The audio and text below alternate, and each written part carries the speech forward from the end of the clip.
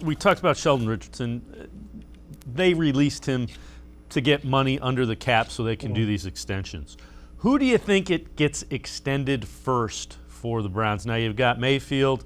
That's going to be a huge contract. Ward's probably going to be a pretty big contract. Then you got Wyatt Teller and you got Nick Chubb. Who do you think gets done first? And of those four, is there one that you think might not get done and you may not be able to get done what you'd like to in saving all the guys?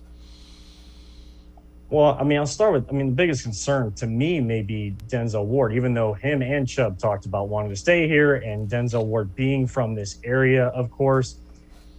But getting top-end money as a cornerback, that might be one of those deals. If you get Baker done, you get Chubb done, and even to a certain extent Wyatt Teller, because this team put so much of an emphasis on building that offensive line for their franchise in Baker Mayfield to protect him, keep him upright, and allow him to do what he does best back there behind center.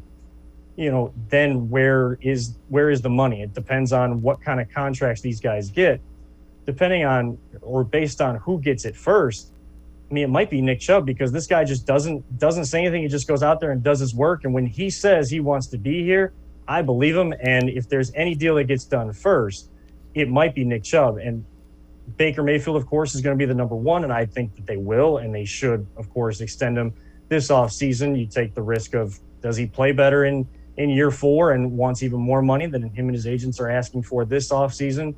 But he might be, and his agents might be waiting for Lamar Jackson or, of course, Josh Allen in Buffalo to set the market and see what these guys are going to get instead of them being the ones to set the market. So the easiest one might be Nick Chubb or Wyatt Teller, guys that know what they're going to go out there and do, and they just do their job. They don't need to put any words out there. They don't talk.